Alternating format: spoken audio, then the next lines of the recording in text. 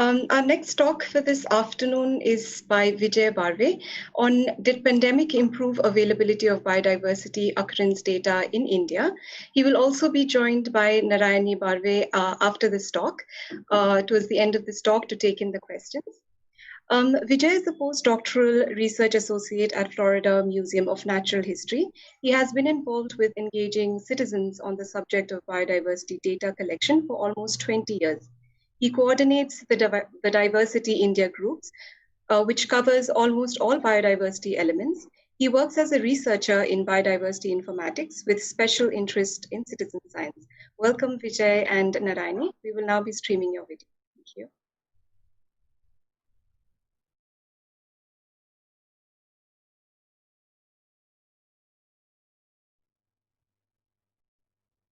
Hello everybody. Today I am going to talk about our explorations about biodiversity occurrence data and did pandemic in India actually help in improving the availability of this data. So a little bit of background first. Year 2020 has been a very unusual year.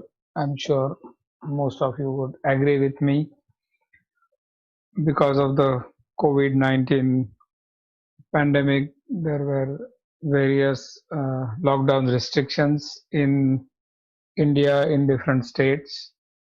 The restrictions mainly were on travel and outdoor activities, but maybe it also created some more free time for people to be at home.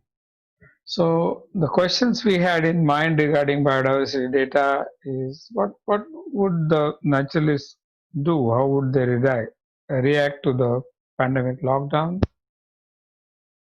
Whether data flow on portals would increase or decrease? Is the trend in India going to be as far as with other countries, and so on? So we are not the only ones to think about it. There is an article in the Hindu which talked about people-led documentation initiatives focusing on the environment.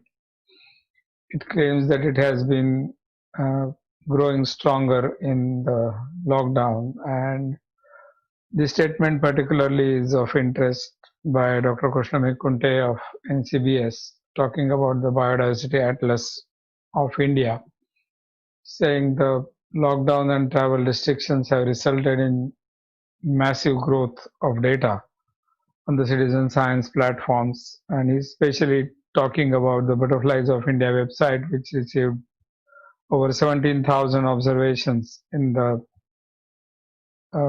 about 5 months of lockdown period, which is about 20% of the total observations that they have received in 10 years, which means a lot of people have spent time posting on these websites.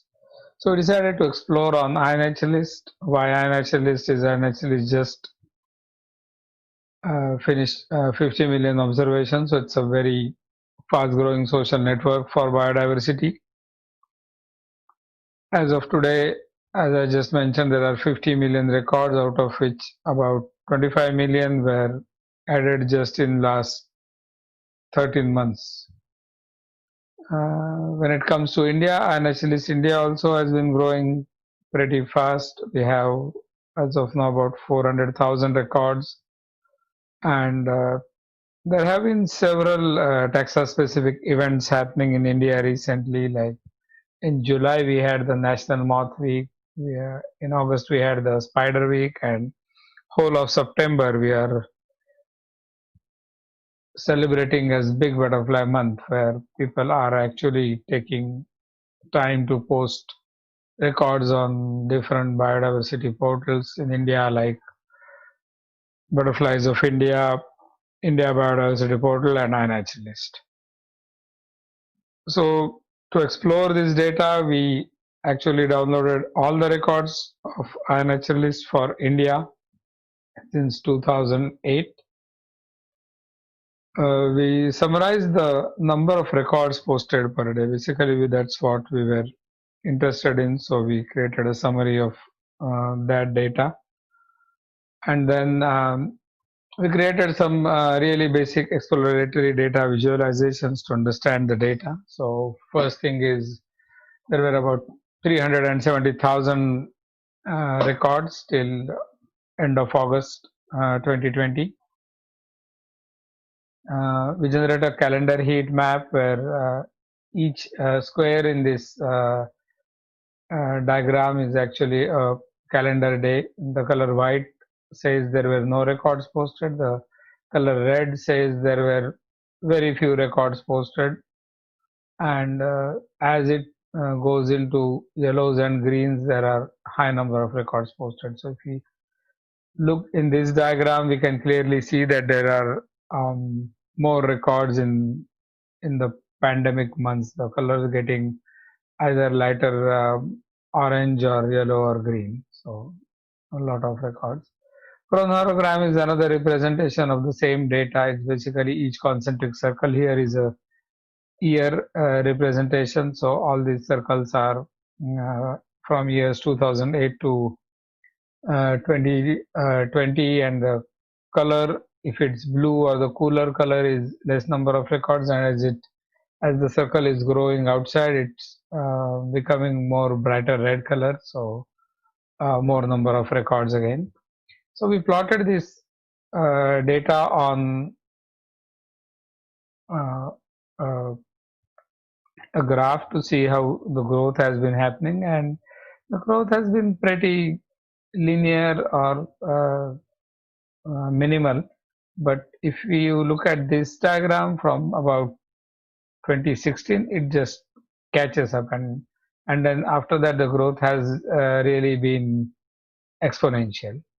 So we decided to fit a model on this data. So we considered only last 10 years data, because before that the data was very sparse.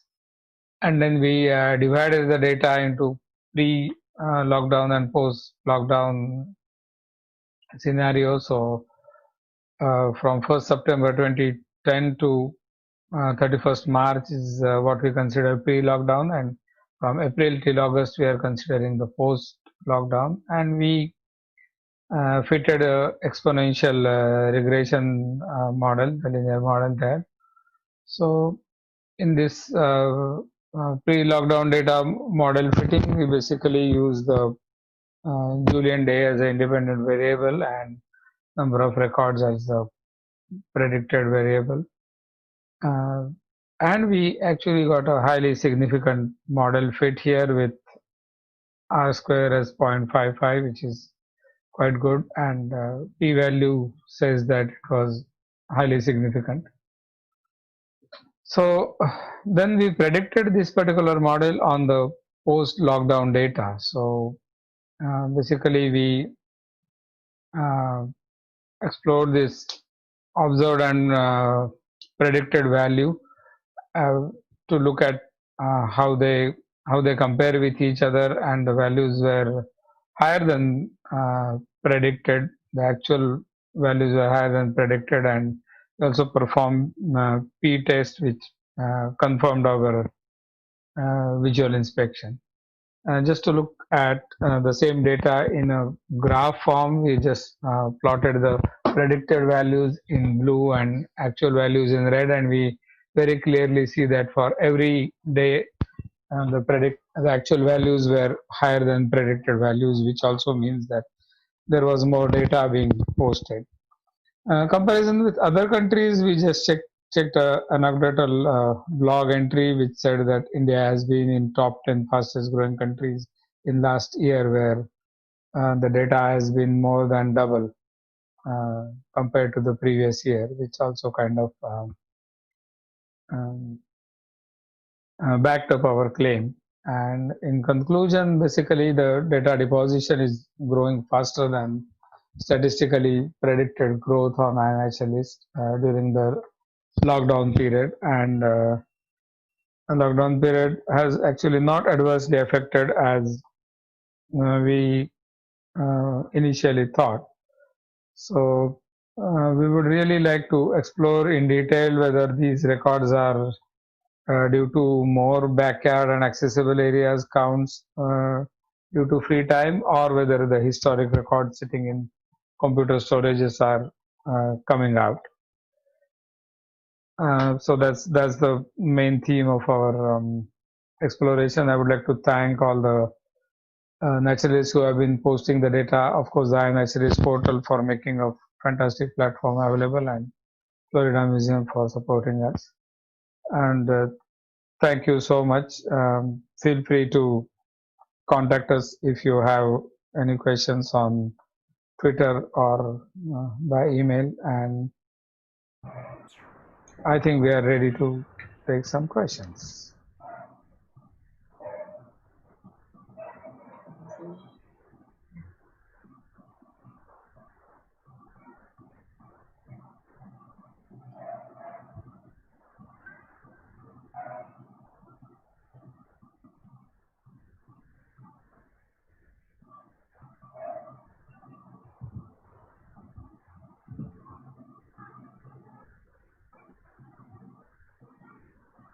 Thank you, Vijay, and hello, Narayani.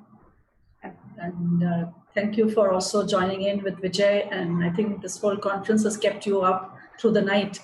And yet you are both very cheerful. Good to see that.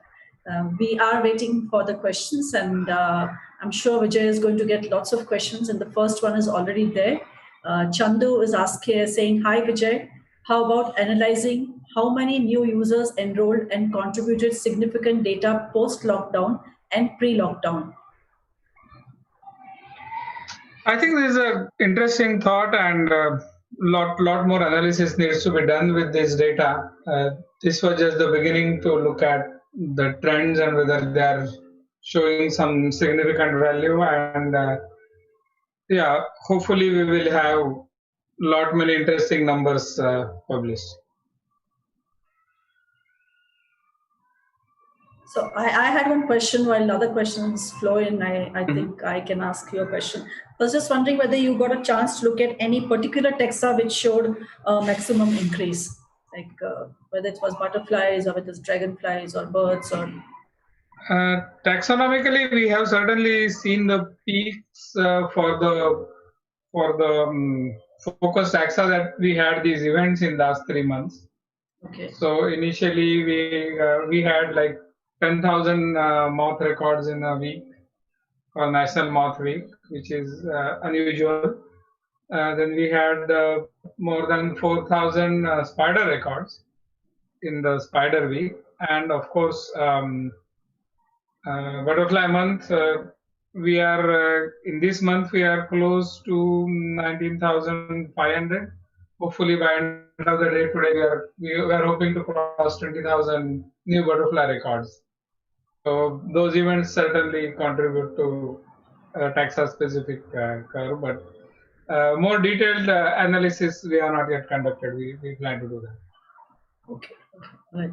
So we have a question from Nishan, and he says, "Is this data also show specific events like Butterfly Month inspire people to observe more the data like this?"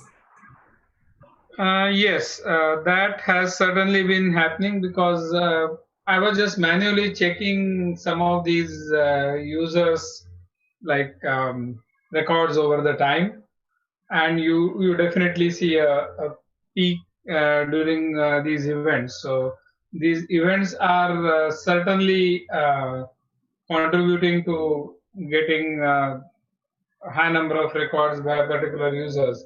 I have seen some of the people who do not observe that taxa much are also doing that for the sake of the event. So you have a great amount of questions now slowly coming in. So Ashwin is saying, I was wondering whether the increase is driven by a greater uptake in documenting backyard taxa like insects, spiders, etc.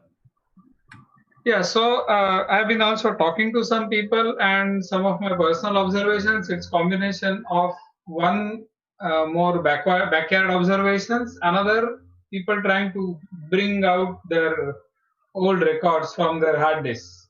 Like we have one user posting 10,000 records in a month, all his life's photography expeditions. He just decided to systematically put it. I had a personal chat with him, Yuraj, and he said he spent like 10 to 12 hours a day just working on this and finished off posting all his backlog once he really got hang of this portal. So this combination of both.